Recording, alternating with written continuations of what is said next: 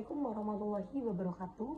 Perkenalkan, saya Riza Ikhlasul Amalia dari kelas 3 MPAIP NIM 23416000024. Di sini saya akan menjawab pertanyaan UAS dari Bapak. Yang nomor pertama yaitu tentang tiga hal yang mendasari tentang pembelajaran IT. Ada tiga teori di sini yang akan saya jelaskan. Yang pertama adalah tentang teori konstruktivisme, yang kedua teori kognitivisme, dan yang ketiga adalah teori konektivisme. Dan saya akan menjelaskan tentang satu teori terlebih dahulu, yaitu tentang teori konstruktivisme.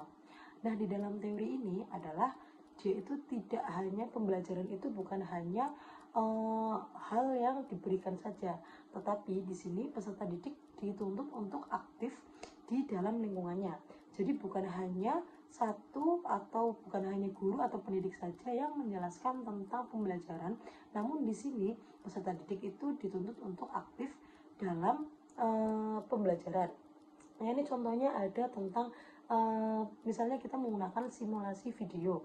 Nah, misal kita menggunakan simulasi video di media pembelajaran, ya ini kan ada banyak ya, ada banyak. Nah, di situ siswa itu akan aktif dengan cara bagaimana sih kita menggunakan atau kita misalnya menggunakan aplikasi yang namanya tutorial sholat misalnya. Di situ kan ada marble sholat, di situ ada marble sholat, di situ jadi peserta didik itu memahami dan bisa langsung mempraktikkan di dalam aplikasi tersebut. Nah, di situ peserta didik itu dituntut untuk aktif. Jadi bukan hanya guru saja atau pendidik saja yang memberikan materi, tetapi di situ peserta didik ikut aktif dalam pembelajaran dengan cara menganalisa atau menganalisis video pembelajarannya. Nah, ada juga tentang game edukasi. Nah, game edukasi ini juga biasanya tentang sepertinya kalau kita itu sebelum pembelajaran atau sesudah pembelajaran itu kita ada yang namanya evaluasi pembelajaran per bab ya. Nah, di situ kita bisa menggunakan game edukasi biar istilahnya ulangan harian atau evaluasi pembelajarannya itu tidak hanya ke satu tes saja gitu. Jadi misal anak-anak itu jadi bisa lebih tertarik atau menarik perhatian siswa atau peserta didik untuk kita itu bagaimana cara mengetahui si peserta didik ini tahu mereka ini kemampuannya sampai mana gitu. Jadi bisa menggunakan tadi simulasi video, contohnya ada marble sholat, marble doa-doa, dan ada juga game edukasi, bisa menggunakan quizzes, bisa menggunakan aplikasi yang lainnya seperti itu. Itu teori konstruktivisme. Yang kedua adalah teori kognitivisme.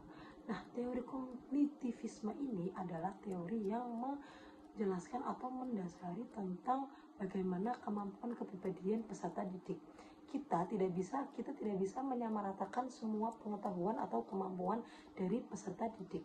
Kita sebagai seorang pendidik juga harus bisa mengelompokkan atau menguji siswa mana sih yang memiliki kemampuan yang unggul dan siswa mana yang mungkin dalam hal pengetahuan umum mungkin dia kurang dan dia itu lebih unggul dalam pengetahuan yang lain seperti keagamaan atau olahraga.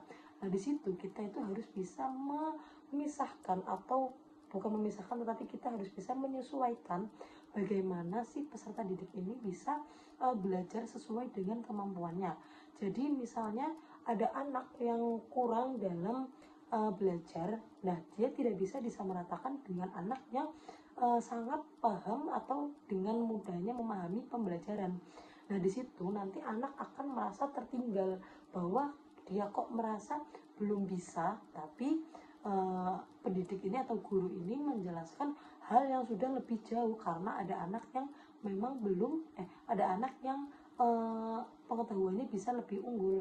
Nah, di sini kita tidak bisa menyamaratakan dan kita harus istilahnya mengelompokkan, dan sebelum mengelompokkan kita juga akan menguji terlebih dahulu dengan evaluasi pembelajaran. Jadi seberapa jauh sih anak ini dia itu mempunyai kelebihan di bagian mana dan dia memiliki kekurangan di bagian mana. Di situ agar peserta didik itu dapat mampu menyesuaikan sesuai dengan teori-teori pembelajarannya. Jadi kita tidak bisa menyamaratakan semua peserta didik, dan kita tidak bisa berpikir atau tidak boleh berpikir bahwa peserta didik ini adalah memiliki pola pikir yang dewasa atau gampang, istilahnya tuh dia tuh gampang menyerap sesuatu hal yang baru mereka ketahui. Kita pun harus memiliki teori-teori inovasi yang lebih unggul, lebih baik dari teori sebelumnya. Misal kita dalam evaluasi pembelajaran, kita tidak stuck atau tidak hanya mengandalkan yang namanya tes tertulis saja, namun kita juga bisa mensimulasikan dengan berbagai macam hal seperti yang tadi sudah dijelaskan di teori konstruktivisme ya. Nah, tapi teori kognitivisme ini peserta didik itu harus fokus pada kemampuan yang ada dalam dirinya sendiri. Nah, mereka itu tidak dituntut untuk memahami lingkungannya, tetapi dia itu harus fokus kepada dirinya sendiri, pengetahuan apa yang ia miliki. Nah, di situ guru bisa mengelompokkan hal tersebut dan kita bisa menyesuaikan sesuai dengan kemampuan peserta didik. Makanya di sini ada yang namanya evaluasi pembelajaran, yaitu agar kita itu dapat bisa mengetahui kelebihan dan kekurangan peserta didik dalam pembelajaran, dan kita bisa menyesuaikan hal tersebut. Jadi kalau teori kognitivisme ini lebih ke kepribadiannya, dia itu peserta didik harus bisa mengendalikan atau mereka harus bisa memahami kepribadiannya masing-masing tanpa pengaruh faktor eksternal seperti faktor lingkungan dan faktor yang lainnya. Seperti itu. Oke, yang ketiga adalah teori konektivisme. Nah, teori ini itu menjelaskan tentang bagaimana peserta didik bisa terhubung dengan dunia luar. Misalnya, kita bisa menyediakan forum diskusi online antara peserta didik dengan dunia luar. Di sini teori konektivisme ini berfokuskan pada peserta didik ini dapat mampu berinteraksi dengan dunia luar. Misalnya, kita bisa membuatkan semacam forum diskusi online, atau mungkin bisa dengan Skype atau Google Classroom, Google Gmeet, atau mungkin bisa dengan forum diskusi, atau mungkin bisa dengan pembelajaran online, atau mungkin kita bisa mengadakan seminar-seminar online. Nah, di situ mungkin kita bisa terinteraksi dengan dunia luar. Seperti misalnya kita mengadakan pembelajaran online, di mana di situ peserta didik kita bisa belajar bersama dengan dari mungkin sekolahan lain, dan di situ kita bisa menghubungkannya dengan suatu media pembelajaran. Nah, di sini teori konektivisme ini istilahnya dia itu menghubungkan antara peserta didik dengan dunia luar, seperti itu. Itu teori konektivisme. Oke, nomor 2 adalah bagaimana identifikasi masalah pembelajaran PAI di sekolah dan bagaimana media pembelajaran berbasis IT menyelesaikannya. Menurut pengalaman saya, kalau pembelajaran PAI ini rata-rata itu adalah pelajaran yang membosankan bagi peserta didik. Apalagi biasanya ini guru-guru PAI, mohon maaf, itu biasanya lebih mengutamakan metode ceramah di pembelajaran PAI. Nah, mungkin di sini media pembelajaran berbasis IT ini bisa menjadi solusi yang sangat-sangat direkomendasikan di pembelajaran PAI. Ya, ini yang tadinya kita menggunakan metode ceramah, kita bisa menggunakan semua yang bisa kita manfaatkan dari media pembelajaran. Nah, contohnya kita bisa mencontohkan tentang simulasi atau marble sholat. Nah, di situ marble sholat itu berisi tentang tata cara sholat dari awal hingga akhir beserta doa-doanya. Nah, di situ juga ada marble doa sehari-hari. Nah, marble doa sehari-hari ini adalah aplikasi ya, mohon maaf, ini adalah aplikasi di mana peserta didik itu bisa belajar melalui aplikasi tersebut. Nah, di sini pendidik atau guru ini bisa koordinasi atau bisa memberikan pembelajaran ini kepada anak-anak dengan menggunakan media-media pembelajaran yang sudah ada. Contohnya tadi ya, ini marble sholat dan marble doa sehari-hari. Nah, di sini anak bisa mendengarkan murotalnya, bisa memahami. Mungkin anak jika mendengarkan bukan langsung dari gurunya itu akan lebih dapat memahami atau cantel ya, lebih menyantol gitu. Nah, di sini sebagai pendidik itu juga harus aktif dan bukan hanya di aplikasi tersebut. Nah, kita juga bisa memanfaatkan tentang media pembelajaran lain seperti Kuisi, seperti ada kita bisa memanfaatkan Canva untuk lembar LKPD, lembar kerja peserta didik. Nah, di situ biasanya kita kan sebelumnya kan bisa hanya evaluasi hanya dengan soal-soal ulangan harian. Nah, di sini kita bisa menginovasi dengan aplikasi-aplikasi yang lebih edukatif yang bisa dimanfaatkan di pembelajaran PAI seperti Quizzes. Quizzes itu adalah isinya itu pertanyaan-pertanyaan tapi dia itu dalam berbentuk game. Nah, berbentuk game itu di dalamnya itu nanti ada animasi-animasi game sehingga siswa ini tidak bosan dalam misalnya ulangan harian. Nah, siswa itu tidak akan bosan jika kita menggunakan berbagai macam media pembelajaran di pembelajaran PAI seperti itu. Oke, selanjutnya nomor 3. Nomor 3 kita akan membahas tentang MOOCs atau MOOCs. Nah, MOOCs ini memiliki keunggulan dan kelemahannya sendiri. Nah, keunggulan dari MOOC ini ialah dia itu dapat diakses di mana saja dan lebih fleksibel, tidak terbatas ruang dan waktu. Nah, MOOC ini karena bisa diakses di mana saja, jadi lebih fleksibel dalam penggunaan yang digunakan oleh peserta didik dan pendidik. Nah, kelebihannya tersendiri lagi, MOOC ini bisa diakses di mana saja, terus juga bisa kapanpun tanpa batas ruang dan waktu. Nah, MOOC ini juga memiliki akses yang dapat langsung ke pendidikan formal. Keunggulan lainnya adalah peserta didik ini dapat menggunakan MOOC sesuai belajar sesuai dengan ritmenya mereka sendiri, dan materi yang ada di dalam MOOC ini bisa diulang kapan saja sesuai dengan apa yang mereka inginkan dan kapan mereka akan belajar materi tersebut kembali. Kelemahannya sendiri penggunaan MOOC ini menurut saya itu dia itu kurang terstruktur untuk tatap muka karena MOOC ini merupakan secara daring atau online. Nah, kita itu jadi terbatasi dari sistem interaksinya atau umpan baliknya terhadap peserta didik dan pendidik.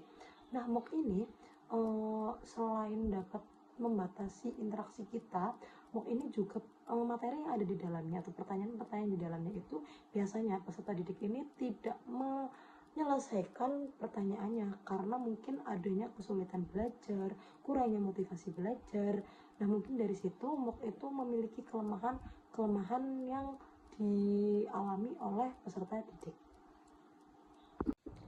Nah, untuk lulusan Magister PAI, MOOC ini merupakan suatu inovasi yang penting dan sangat berguna untuk pembelajaran karena hal ini merupakan inovasi dari pemanfaatan media pembelajaran di mana kita itu dapat istilahnya kita itu dapat membuat atau menginovasi pembelajaran kita secara daring atau kita juga bisa menggunakannya untuk jarak jauh gitu. Misalnya kita ada pertukaran pelajar yang atau mungkin kita ada seminar online mungkin atau ada webinar atau mungkin kita bisa melakukan pembelajaran daring. Nah, di sini MOOC ini kita dapat memanfaatkan media pembelajaran ini untuk lebih mudah dalam memberikan materi-materi jarak jauh. Nah, kita sebagai lulusan Magister PAI untuk MOOC ini sangat berguna karena yang seperti yang kalian tahu lulusan pembelajaran PAI ini merupakan pembelajaran yang termasuk membosankan karena hanya terpaut pada metode ceramah untuk sebelum-sebelumnya. Nah, dengan adanya MOOC ini kita dapat menginterpretasi atau mungkin kita bisa mengimplementasikan pembelajaran PAI yang lebih inovasi dan memiliki kelebihan yaitu agar meningkatkan mutu belajar atau meningkatkan motivasi belajar dari peserta didik. Nomor 4 adalah pengoptimalan bagaimana pembelajaran secara daring dan pembelajaran berbasis multimedia. Oke, saya akan menjelaskan bagaimana sih cara pengoptimalan pembelajaran daring. Yang pertama yang perlu kita perhatikan itu adalah koneksi internet. Nah, koneksi internet itu adalah sangat-sangat penting, adalah hal utama. Jika tidak ada koneksi internet, maka kita tidak bisa melakukan pembelajaran secara daring. Oke, yang kedua adalah media atau mungkin modul atau yang sebelumnya kita mau ajarkan melewati pembelajaran secara daring atau online. Nah, di situ kita harus menyiapkan terlebih dahulu tentang apa yang akan kita ajarkan di pembelajaran daring. Nah, yang ketiga adalah kesiapan dari alat medianya sendiri. Nah, di pembelajaran daring kita bisa memanfaatkan seperti laptop atau PC, handphone, terus tablet dan lain sebagainya yang berbasis digital ya. Tapi nggak semuanya berbasis digital juga bisa menggunakan kelas daring. Jadi kalau misalnya di laptop kita bisa memanfaatkan Google Classroom, Skype atau mungkin Microsoft Teams. Di handphone juga bisa menggunakan aplikasi tersebut, terus Google Gmeet, terus ada banyak platform lainnya. Dari situ kita harus menyiapkan melalui platform apa kita akan menggunakan pembelajaran secara daring ya. Nah, yang ketiga adalah bagaimana kesiapan kita dan peserta didik. Nah, jika ada peserta didik yang belum mumpuni atau mungkin dalam hal alat ya belum memilikinya, nah di situ kita harus memperhatikan sebelum melakukan pembelajaran secara daring. Nah, di situ kita juga harus melihat bagaimana peserta didik kita dalam kesehariannya, apakah dia memiliki bahan ajar atau memiliki alat atau mungkin medianya untuk melakukan pembelajaran secara daring. Itu yang harus kita perhatikan ya. Dan yang selanjutnya ialah kesiapan dan bagaimana kita bisa berinteraksi secara aktif dengan peserta didik melalui daring. Karena banyak hal atau banyak kejadian yang terjadi, kita itu melakukan pembelajaran secara daring namun kita itu istilahnya tercueki oleh peserta didik gitu ya. Kita tercueki oleh peserta didik yang akhirnya di situ interaksinya pun tidak ada timbal balik. Jadi di situ kita harus menyiapkan yang namanya strategi. Strategi ini bisa menggunakan misalnya jika kita sudah menerangkan atau kita sudah memberikan materi kepada peserta didik, kita dapat menggunakan yang contohnya mungkin ada post test dan pretest dan post test. Nah, di situ pretestnya kita dapat menguji sebelumnya itu mereka itu sudah mengetahui, mereka kan belum mengetahui tentang materi yang akan diajarkan hari ini. Nah, mereka pasti akan menjawabnya juga belum sesuai. Nah, post testnya nanti timbal baliknya itu mereka itu memperhatikan atau tidak materi atau pembelajaran yang kita terangkan. Nah, di situ post testnya juga kita bisa mengetahui peserta didik istilahnya dia itu paham atau enggak tentang materi pembelajaran yang kita ajarkan hari ini gitu. Terus selanjutnya adalah mungkin tentang bagaimana kita menggunakan inovasi-inovasi media pembelajaran lain atau aplikasi-aplikasi lain. Seperti mungkin kita bisa menggunakan kuis online, selain dari post test dan pretest kita juga bisa menggunakan kuis online atau mungkin kita bisa sharing kepada peserta didik. Terus banyak hal yang bisa kita optimalkan di menggunakan media pembelajaran. Selanjutnya pengoptimalan dengan berbasis multimedia. Nah, di sini hampir sama dengan pembelajaran daring tadi.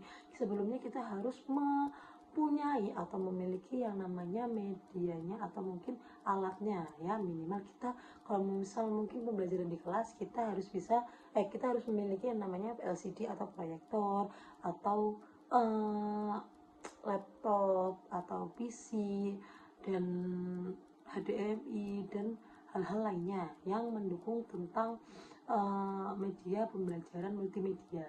Nah, multimedia ini kan harus menggunakan yang namanya alat-alat multimedia. Jadi di sini sekolah atau kita itu harus memiliki alatnya terlebih dahulu. Di sekolah saya kebetulan belum yang namanya proyektor LCD proyektor ini belum cukup memadai ya. Jadi di sini kita itu sistemnya seperti bukan berebut ya, seperti gantian dengan guru lain jika akan menggunakan LCD proyektor. Nah, mungkin di sini sebelumnya sekolahan atau instansi bisa memberikan fasilitasnya untuk dapat mengoptimalkan lebih baik lagi tentang multimedia yang ada di sekolahan, yang ada di masing-masing sekolahan. Paling seperti itu. kata-kata yang kurang berkenaan dan mungkin jawaban yang kurang lengkap dan kurang tepat, saya mohon maaf yang sebesar-besarnya. Semoga ini dapat menjadi bahan pertimbangan Bapak untuk memberikan nilai yang sesuai dengan kemampuan saya. Dari saya kurang lebihnya mohon maaf. Wassalamualaikum warahmatullahi wabarakatuh.